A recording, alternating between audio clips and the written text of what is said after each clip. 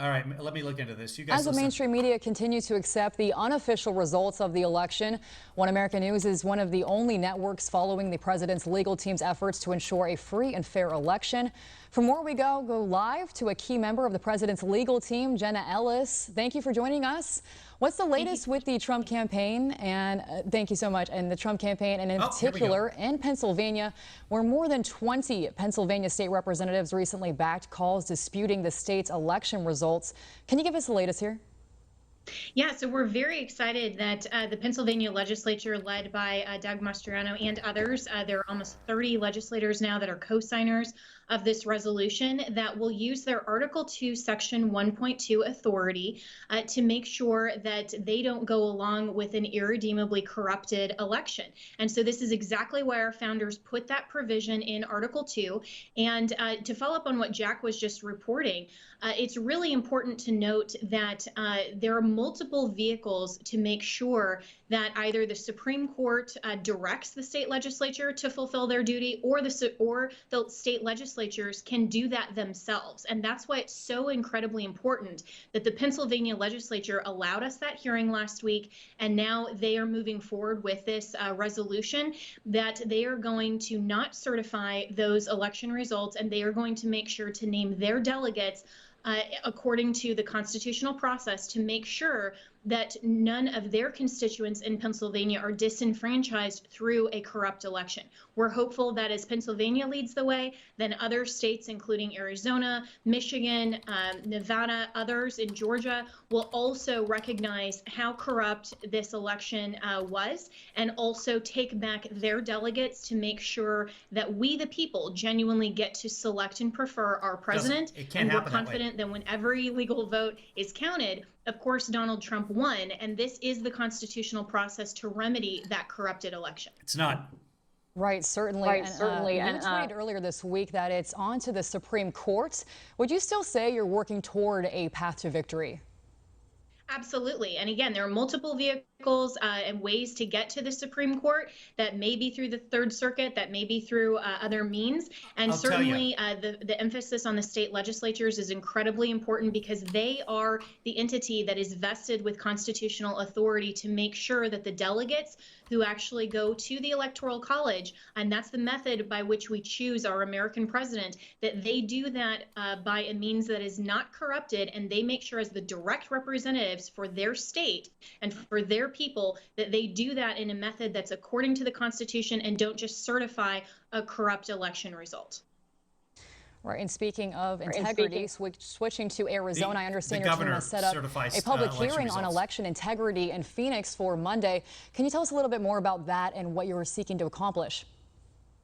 I don't want to pause it because I don't use this app very much, so I don't want to miss part of it. In Pennsylvania last week, by putting forth witnesses and testimony and expert testimony in Arizona about what happened to their election and why this is irredeemably compromised in Arizona as well. And we're hopeful that after that hearing, Arizona will also mirror Pennsylvania by taking back their delegates and making sure that they don't certify a corrupt process. So it's really encouraging, I think, that as President Trump has continued to back the election integrity process to make sure that as the President of the United States, he protects and preserves our constitutional republic, that state legislators are taking notice, and they're looking at all of the evidence and the witnesses that we're bringing forth. We've really been denied an evidentiary hearing anywhere in the court process. That's really unfortunate. That should never happen in the judicial branch. And so we're taking this directly to legislators who want to hear this, who want to hear from witnesses, see our evidence. And so we're very excited to put that forward on Monday in Arizona. And the president has been speaking out about this. He tweeted just this morning thanking, quotes, all the brave men and women in state houses who are defending our great Constitution. Could you tell us how the president is holding up throughout this process? Yeah, so I speak with him along with the mayor multiple times a day. And, you know, he is really invested in making sure that not just the outcome of this election is safe and secure and is not corrupted, but he understands that this is about the future of America and protecting and preserving our constitutional republic and our process to make sure that we don't have corrupt elections. And so he is committed to doing that on behalf of the American people. He's always been the president of America first. first to make sure that the Constitution is protected and preserved. And so he is 100% behind this. And I am so proud of this president, that President Trump is completely behind protecting election integrity and making sure that the people and these corrupt election officials, from governors to secretaries of state, all the way down to these local election officials, that they don't get away with this, and that they are put under the spotlight to be on notice that the Republicans and President Trump, led by President Trump, are not going to allow this, because this will impact the future of our country, and we have to preserve and protect free and fair elections. Yeah, the president has certainly made it clear he is behind a free and fair election. Now, before I let you go, is there anything else that you would like to add? Yeah, thank you so much for that question. And what I think else that would you there's like just to so say? much misinformation between all of the mainstream media outlets. I'm really grateful to OAN for actually giving me the opportunity to come on and explain what's going on, explain the constitutional process, explain why these state legislators are actually fulfilling their constitutional duty. So I would just tell the American people, don't listen to the mainstream media, don't listen to these pundits, don't listen to the Twitterati who are out there trying to just pretend that this is all over, or they're giving misinformation, or they're giving you bad advice on the Constitution. Make sure that you pay attention to what Team Trump is putting out, to what the president is saying, and make sure that you're following up on that, because there is so much misinformation out there. We have a really great opportunity right now to protect and preserve our U.S. Constitution. And again, we're so grateful to these state legislators for stepping up and understanding their constitutional responsibility. All right, Jenna Ellis, a key member of the president's legal team. Thank you so much for your time. Thank you so much. Okay, so there's a lot wrong with that. She's just repeating what they've been repeating for a while now. Let's go to this. Here's the best that they can hope for, and I'll explain how. The best that they can hope for is Trump ends up losing 279 to 259. The only thing that they can do is hope to flip Arizona and Georgia in terms of the electoral votes. And here's why. Back in, what was it, 1876? Is that right? Was it 18? Yeah, 1876. So post-Civil War, everything worked fine in terms of elections. It didn't really, but a few adjustments were made over time. Back in 1876, in the Reconstruction period, after the Civil War was done and the South, for some reason, was allowed to stay in the Union and had all the rights that they had before, in 1876, 4 states decided that they should send 2 sets of electors to the Electoral College, which is not what's supposed to happen. But when that happened, it really confused everything, and the election of 1876 was a tremendous mess. And so they decided we need to fix this somehow. So in 1887, they passed the Electoral Count Act to figure out, hey, how can we make sure that if there are questions about this, those questions are answered so nobody can do this again. So you've got yourself an Electoral Count Act. What does that say? Well, it says, for example, that the states have to create laws, and those laws, once they're in place, those decide how the electors are picked. The governor then has to certify the elections and also certify the electors. The governor has to be responsible for sending the electors, which is the same as it always was. But it basically laid out those plans. Now, in Section 3 of that of the Electoral Count Act, which is exactly what we're talking about here, as ambiguous as a law is if you're familiar with it, it never comes up. In Section 3, how do we decide which electors? I'll bring it over. How do we decide which electors are chosen? Well, it has to be by the laws of the state. I'll zoom in for you. Here we go. Let me make it smaller so it fits on the screen. Okay. Here's the key part right here. Okay, that should fit right there. So if there's any sort of dispute in terms of which electors are going to go, how the electors are selected, such determination shall be made at least 6 days before the time fixed for the meeting of the electors, which is the this year. Basically, that means the 8th of December is when the electors have to be picked. because that's 6 days before the 14th, and that's when we're having the Electoral College. Such determination made pursuant to such laws so existing on said day. So in other words, how do we pick the electors? Well, we pick them by the laws. Well, what laws? The laws that existed 6 days before the time of the Electoral College. It's cut and dry.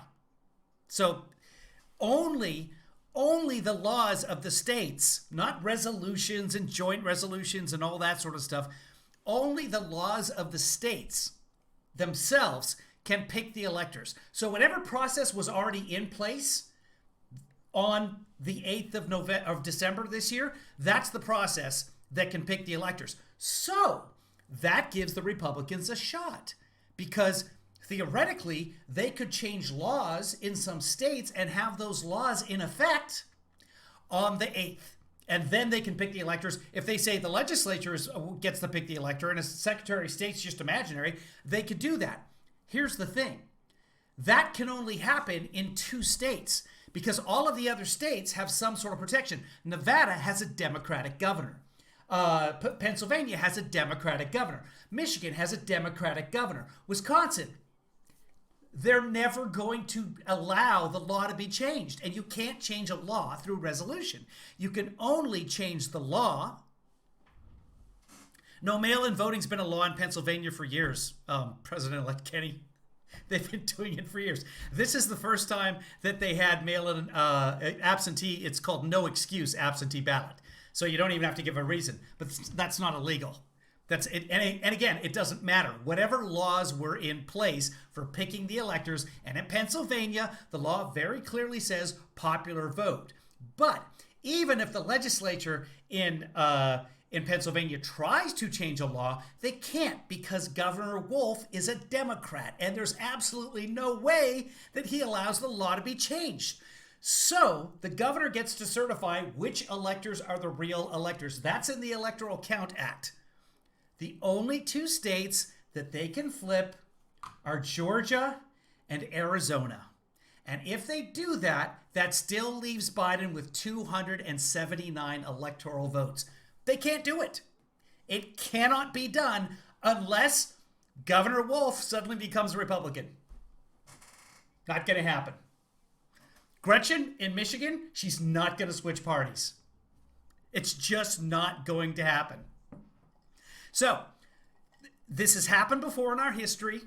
Nobody remembers it, but it happened before in 1876. Willie Trump's 74 million votes is not a landslide, because the other guy got 80 million votes, and that's how math works. So there you have it, kids. I cannot find the Rona McDaniel thing from this morning. I found like 2 minutes of it, but I really wanted to find it for you guys. I checked Instagram. I checked the RNC website. I checked also Twitter, and I can't come up with it. Joint resolution doesn't change a law, Joe. Anybody else? I mean, that's just the way it is. The only way that you can change a law in Pennsylvania is... okay, I know that's what they're saying, but Joe, here's the thing. You're being lied to. Okay? Remember all of the, we've got all this mountain of evidence, and we've got these allegations and all this evidence, and we're going to present the evidence in court. Let me go back. I'm going to read to you what the judge said in the case from yesterday. I had it here earlier. Give me just a second, folks, and I apologize for not having this ready to go. I should have it probably filed under Rudy somewhere. Where's my file? I'm working with 3 monitors here, guys. So, and for whatever reason, my computer isn't cooperating. It's not showing me my file folder. Okay, now it's frozen over there. So this is a Trump-appointed judge. I'm just going to pull it up on Twitter because I know I have it on Twitter. Let me find it here. And specific. Give me just a minute. I have to find my tweet to Trump here. And here it is right here. I'm going to bring it over to the screen so you can see it. Right here. This is a quote from Trump-appointed Judge Stefanos Bibas in Pennsylvania on the case that was just dismissed a couple of days ago. Free, fair elections are the lifeblood of democracy. Charges of unfairness are serious, but calling an election unfair does not make it so. Charges require specific allegations and then proof. We have neither here. Neither.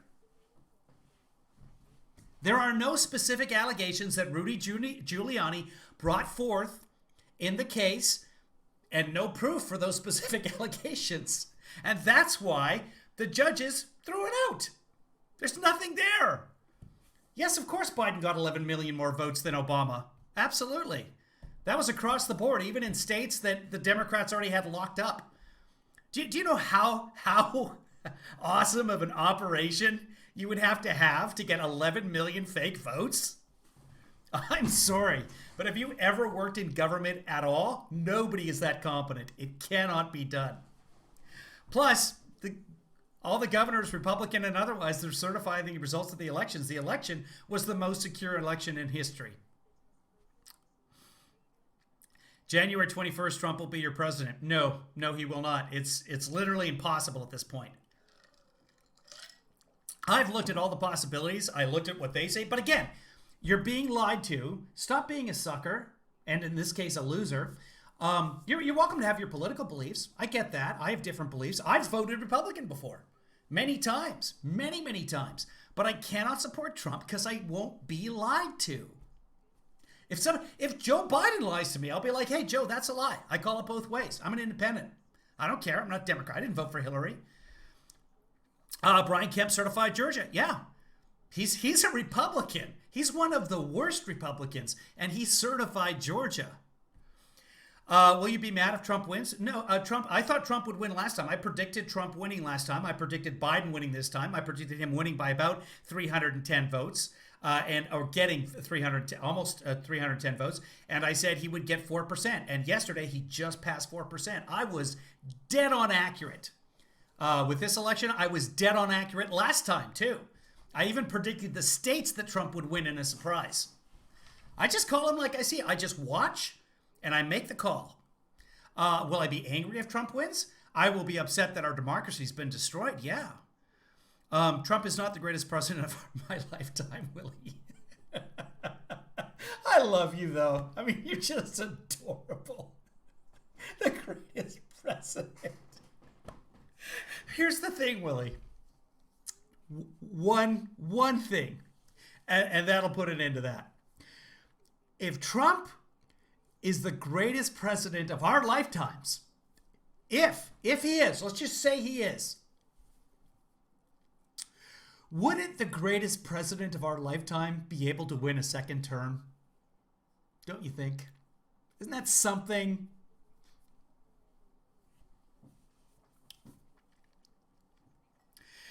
I am the mastermind behind this whole thing. Oh, there's so many great Biden policies. Number one is bringing in socialism. Putting an end to this whole capitalism thing. I think that's, everybody gets free soup cans to throw. We're going to burn down the suburbs. I'm really looking forward to that. White people are going to be banned from the country. Cannot wait. So many good things. Oh yeah, no cows. We're going to get rid of double cars. I fucking hate double cars. Airplanes, we're going to shoot those out of the sky. So yeah. I am really looking forward to this. Things are finally going to go my way. Oh yeah, no borders. Just come on in. We're going to let everybody come in over the borders, and we're going to flood this country with COVID.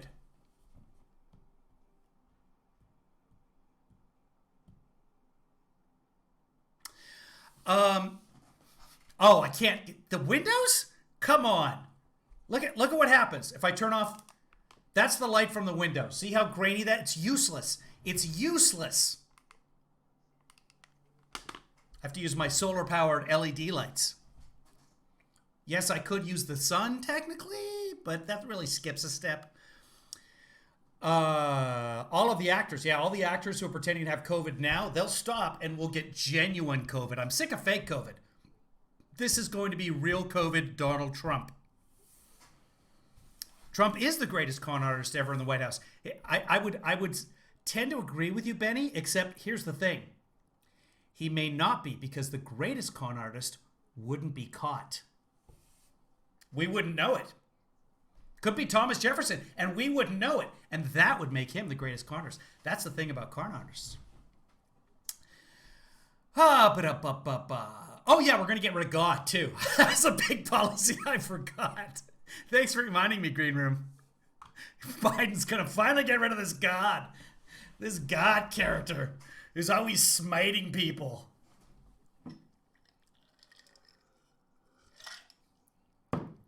Yeah, Biden's plan is to tear down all the buildings and then replace them with buildings that have either no windows or very small windows.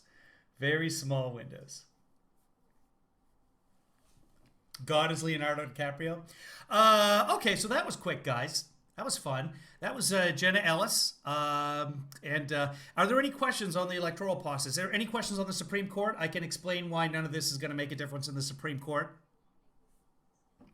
if anyone's interested. I'm sure there's a lot of information out there already, and I don't know if anyone has any questions. And I'm not a lawyer, but I have played one in a corporate video. How do I explain Article 2? Oh, wow, sorry. You guys are chatting so much it went away. I got to find the chat room because I read like half the question, and I'm sorry. I think you were asking about the power of the legislatures of the states to select the electoral college. Yes, they do, but they also make laws. So they have that power, and they delegate that power.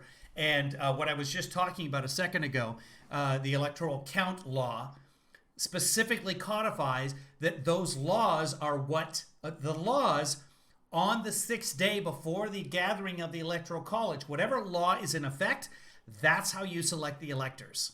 You can't just bounce it around, because they actually saw this happening. It happened in 1876 when four southern states decided to send two sets of electors.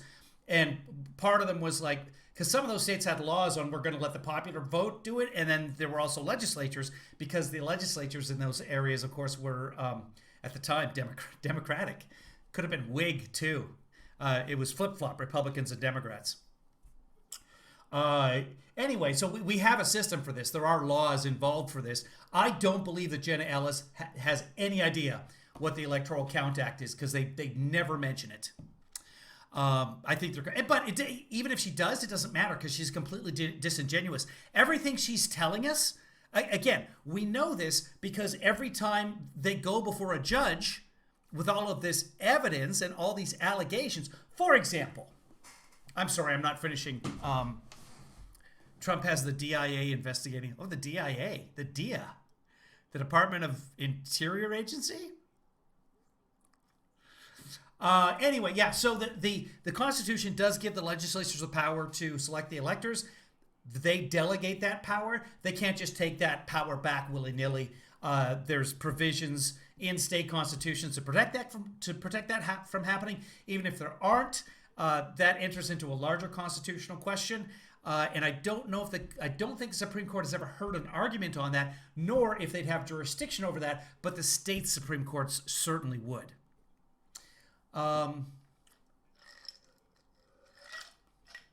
Jenna may be an angel, but she's not a very bright one.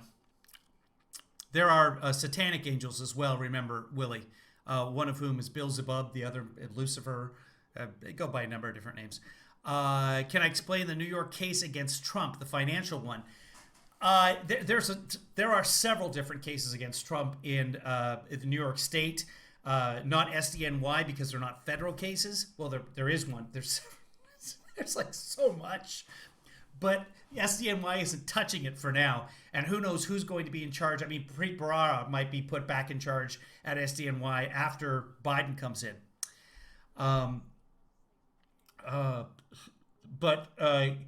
Basically, we don't know all of what's in the Trump financial cases. There's a couple of things. He's already an unindicted co-conspirator. I'm not angry at all. Do I look angry, Alejandro? No, I'm good. I'm having a great time with this. When I laugh, it's not anger. I'm really enjoying this. Where was I? Sorry, I looked over. I was distracted. Green room.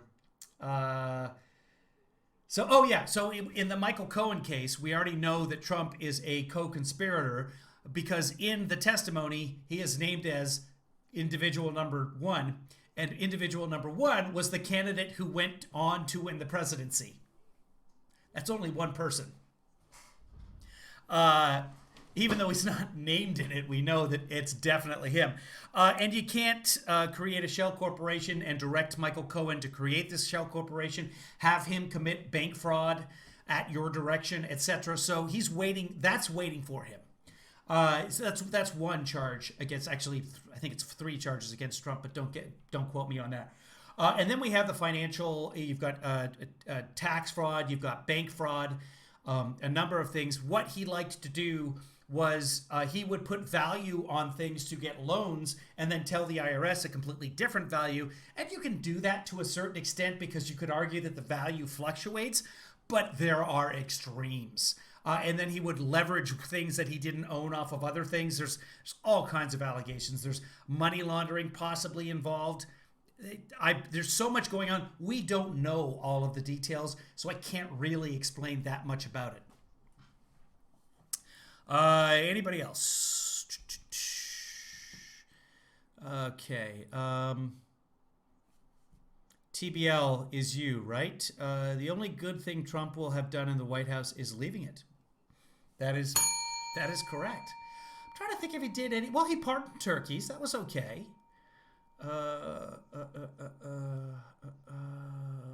I miss what Alejandro said.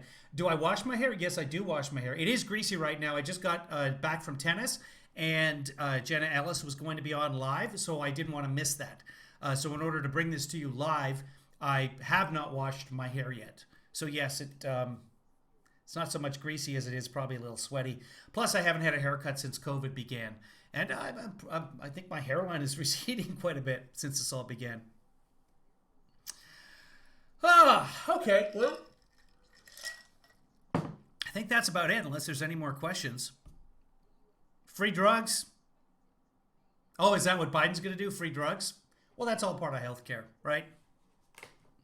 Allison, don't exit and come back in because Trump's Supreme Court is lit. Trump doesn't have a Supreme Court, and it's not lit. So, yeah, but have you washed your hair today, Linda? Did you wash your hair and get right back in your PJs? Because I've done that. Ask any concern about Hunter's laptop investigation? I have 0 concerns. I don't give a fuck about Hunter. Like, all right. Like, any concerns about Marianne Trump's disbarment from the court? No, it doesn't affect Trump. Unless Trump is somehow involved. I mean, if it implicates Joe Biden in some way, then okay. But here's the thing. This is what we know about Rudy Giuliani. By the way, Hunter's laptop was something that 3 years ago they were saying that they had evidence on this.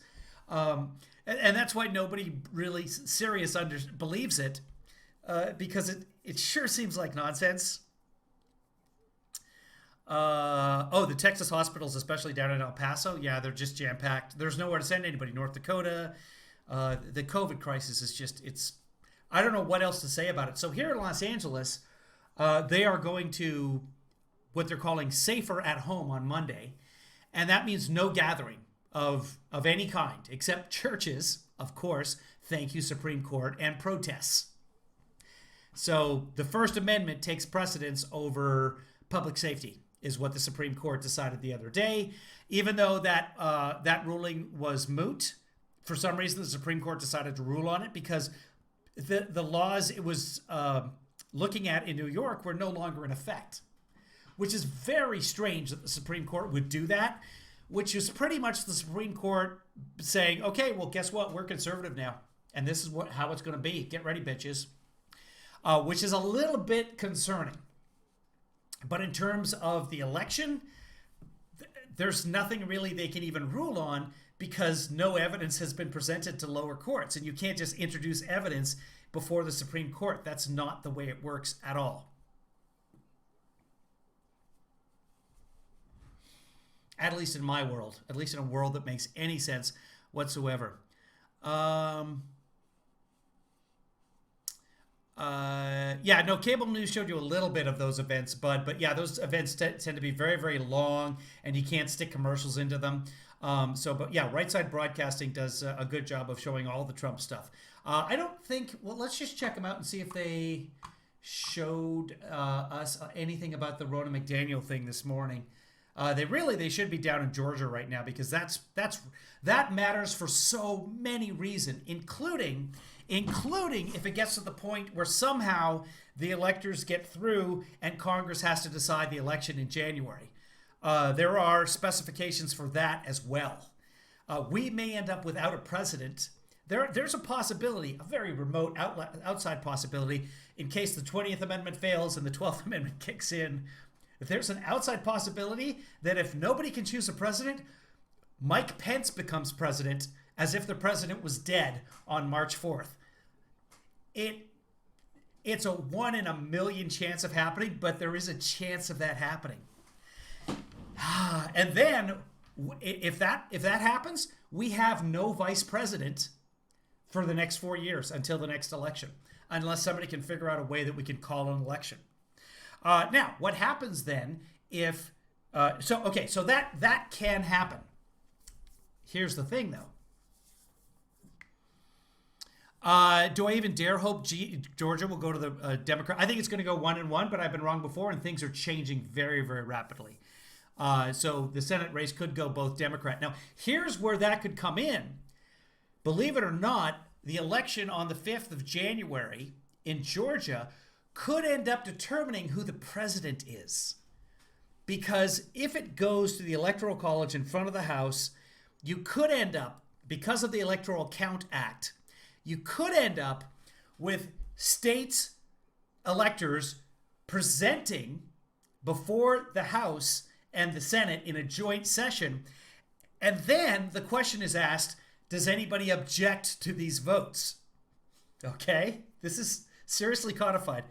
And then, as long as a senator and a congressperson from a state objects to that, then they say, okay, we're going to take a look at this. And they have to go back they have to separate the joint sessions, and then they both have to vote on whether or not to accept those the objection to those particular electors, and then they come back together, and then the process continues until the next objection, and it can go on forever. And if it goes on until March 4th, then maybe Vice President Pence is in. However, if Mike Pence is president on March 4th, the Democrats, since they will control the House, they could impeach him. Then it goes to the Senate for trial. And if the Democrats have the majority in the Senate, it doesn't matter, because you have to get 2/3. So that just ended in a dead end in my head. So yeah, we could end up with Mike Pence, but again, it's a 1 in a million. All of this should be settled very, very, very quickly. First off, they'd have to change the law. The Republicans would have to change the law in Georgia and Arizona, 2 states that have gone blue now, and for the legislators to do that, not necessarily political suicide. For the senators, probably political suicide, depending on the jurisdictions and the boundaries. But yeah, you would have to be a resolution. There will be a resolution in Pennsylvania, because it doesn't do anything, and they might even change or choose their own electors. But the Electoral Count Act says no. It's the governor who certifies the electors. The governor certifies the It's already happened in Pennsylvania. They would have to do a resolution and then change their own electors, and then the Electoral Count Act would kick in and say, well, what was the law on this day? Which electors are the valid electors? I'm not even sure why we're discussing this, because we've taken care of this already as a country. Not that that means anything anymore. It's 2020, kids. Okay, I think that's about it. That's about 47 minutes of broadcast there. I think we're good for a Saturday, and I should probably do some other stuff. Plus, according to Willie, I have to shower. I get that. I do. I totally do. All right, kids. You guys enjoy the rest of your Saturday. If anything happens, I'll jump in tomorrow. Trump is going to be on Maria Bartiromo at... What time is that? I think that's 6 in the morning my time, maybe 7 in the morning my time. Oh, no, we'll look it up. So we'll set up a broadcast for that. So join me tomorrow morning Pacific time. What's it called? Weekends or something? Good Morning with Maria Bartiromo. I'll look it up. Hold on. I'll tell you exactly when it was on last week. And that way we can watch the interview. And I think Jenna Ellis is going to be on as well, maybe. Hold on. Let me make this work. Come on. No, just leave me alone. Okay. Come on. Search. All right, I got to reload this page, I think. It's not cooperating with me. Does anybody know what time she's on? She's on early, like 7 a.m. Okay, well, everything's taking an hour here, so bear with me, folks. Yeah, 60 Minutes tomorrow is worth watching. We won't do that live because we will get copyright strike for that. Okay, come on. Show me the freaking hourglass. There we go. I think it's Sunday Morning Features is what's it called. Sunday Morning... Rain is falling. There it is. Sunday Morning Futures. And it is on at... Really? Fox doesn't give me the time. Here it is. 7 a.m. over here. Yeah. So 7 a.m. Pacific, 10 a.m. Eastern. They have another guest as well. Doesn't say on here who it is. That first guest probably goes first. That's the way it works. Typically, Trump will join halfway through. They want to obviously have the main event second. You put the big card at the end of the fight. So it'll probably start we'll probably start from the beginning. Thank you, Willie. Rich Max says the fact that Willie doesn't answer our questions shows his intelligence level. All right, well, Willie's trying. I mean, he's keeping you engaged, so that's nice. Willie, you're welcome back anytime. Come back with evidence and links and stuff because I love to see that. I love to see what's going on in the other side of the bubble. I try and keep abreast of everything.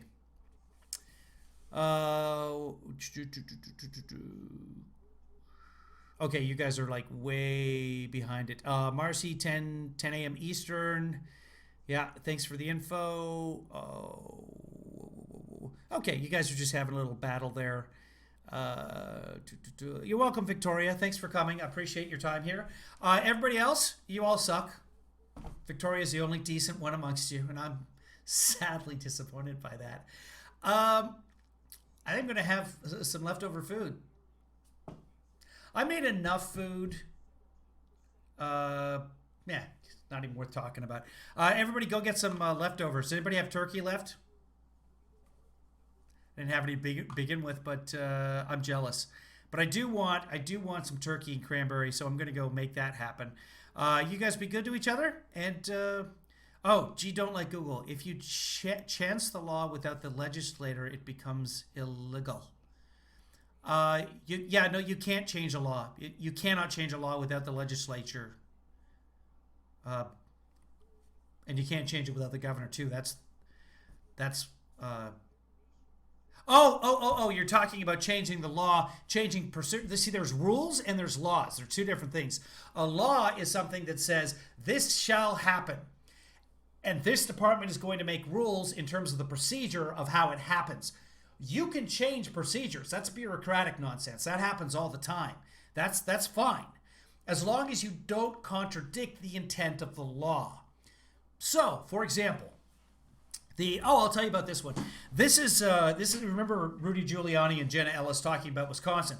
They were going to overturn the whole thing because Wisconsin doesn't have, there are hundreds of thousands of missing absentee ballot applications, fewer than there are of absentee ballots that came in. And every absentee ballot has to have an absentee ballot request.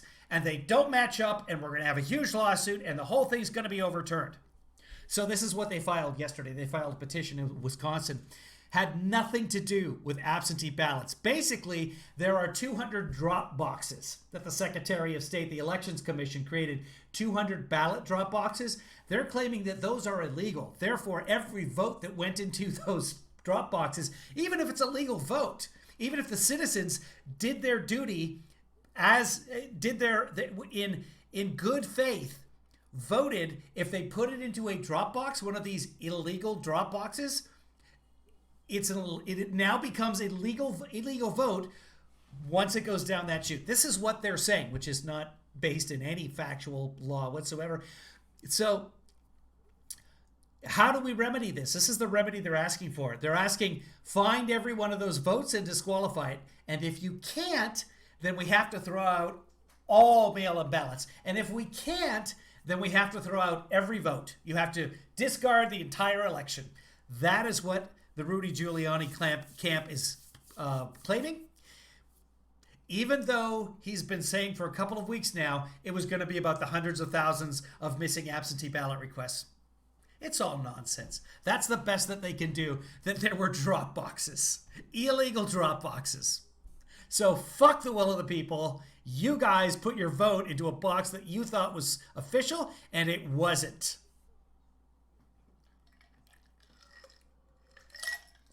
It's a ridiculous system. Most democracies do like people to vote. Some democracies make it mandatory, which I don't agree with, but you got the freedom to do it. You're allowed to do with it what you will. Just because a drop box may not have been approved by the legislature, which again, that's a procedure. It doesn't the law says the Secretary of State's office will collect ballots. A procedure or a rule defines how that will be collected. They're not the same. Putting out additional ballot boxes doesn't nullify the ballots that are within those boxes. At least not according to anything that's ever happened any time. But are you going to overturn an election because of 200 ballot boxes? That's what Rudy Giuliani is attempting to do. And it's, quite frankly, as an American, I'm disgusted. He paid $3 million for the recount, and he lost 132 votes. First off, Willie, Biden got more people than that at his rallies. Number two, he didn't even have that many rallies, and he didn't need to. And the 1,000 online views is a complete lie. Go look. Here, I'll prove it. This is Thanksgiving. Let's see. Let's just go to. You know what it is? I think George did that yesterday on Twitter. Hold on. I'll show you. We'll do it. You know, we won't even rely on somebody on Twitter. We'll go look it up ourselves. Okay.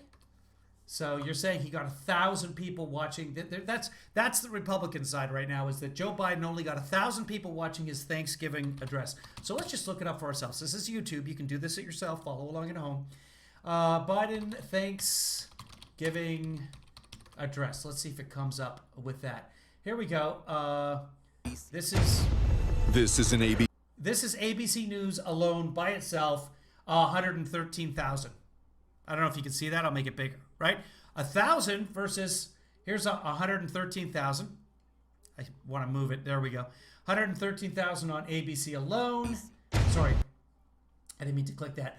Almost 500,000 on ABC News. What's this from? CBS News, another 93,000. Who's this? That's CBS. We saw that. 24,000 from PBS. Nobody watches PBS. 24,000 from PBS. That's 24 times more than what you just said. Trump gets 83 million views. I will show you this then, because we know that those are valid. Let's hold on. I'm gonna find this from George. The trouble with George is he tweets so much that it's hard to dig up everything by him. But we will go through. Oh, you know what? I think I can search by media. Yeah, I can. Good. This will speed things up a little bit here. And okay, here we go. So this is 1 million views. That looks like Instagram for Biden. This is 5.3 million views. Not sure what format that is. Could be Instagram.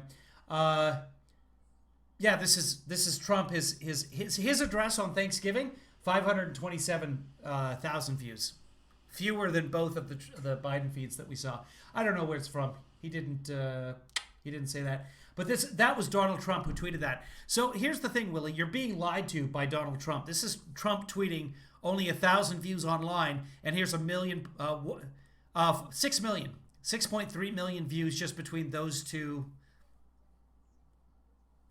How many views? In this case, it was 527,000 views, and the feed was bad. Let's look. Hold on. Trump addresses troops. Let's see if I can. Here we go. Here's one right here. 14,000 views. That's one. 4.1 thousand views. Okay. Let's see if we can find them at the small table again. 640,000 views. That's okay. Okay, I mean, so people watch both. But here's the thing. It doesn't matter. It doesn't change the results of the election at all. You don't vote with rallies. You don't vote with boat parades. You don't vote with how many views you get online. That's not the way this works. Your vote doesn't choose the president. It's a whole other bottle of wax. Why are you covering OAN? I think you would do better covering CNN. Oh, because OAN just had Jenna Ellis on. Jenna Ellis won't go on CNN very often. Can't remember the last time I saw. I think she went on with Chris Cuomo a little while ago. She's on in the morning every once in a while too. Good job being first, Joanna. Congratulations. And with that, we're wrapping things up. Goodbye, everybody. Have a great weekend.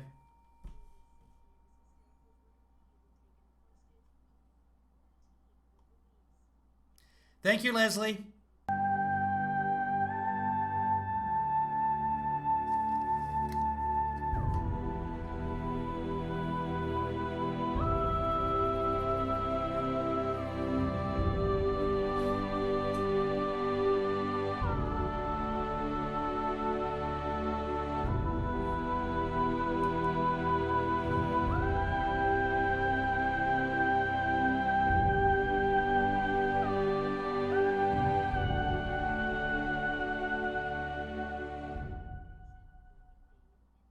Kevin, thanks for that.